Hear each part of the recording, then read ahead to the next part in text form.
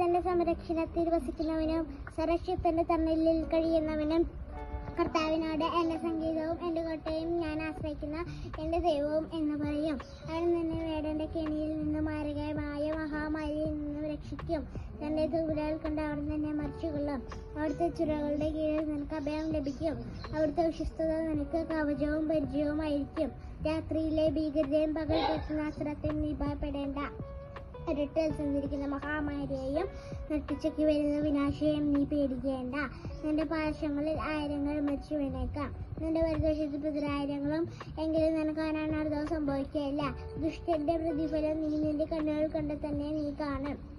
നീ കർത്താവിൽ ആശ്രയിച്ചു, അതിനിൽ നീ സമർപ്പിച്ചു. നിനക്ക് തിന്മയും ഭവിക്കുകയില്ല, ഒരനർത്ഥവും നിന്റെ കൂടാരത്തെ സമീപിക്കുകയില്ല. നിന്റെ വഴികളിൽ നിന്നെ കാത്തു പാലിക്കാൻ അവിടുന്ന് തന്റെ ദൂതന്മാരോട് കൽപ്പിക്കും. നിന്റെ പാദം കല്ലിൽ തട്ടാതിരിക്കാൻ അവർ നിന്നെ കയലിൽ ഒഴിച്ചുകൊള്ളും. സിംഹത്തിന്റെ മണലുകളുടെ മേൽ നീ ചവിട്ടിയെടുക്കും, യോസനത്തെയും സർപ്പത്തിന്റെയും മേൽ നീ ചവിട്ടി. അവൻ സ്നേഹത്തിൽ എന്നോടൊട്ടി നിൽക്കുക, ഞാൻ അവനെ സംരക്ഷിക്കും. അവൻ എന്നെ വിളിച്ചപേക്ഷിക്കുമ്പോൾ ഞാൻ ഉത്തരമരുളും. അവന്റെ കഷ്ടതയെ ഞാൻ അവനോട് ചേർന്ന് നിൽക്കും.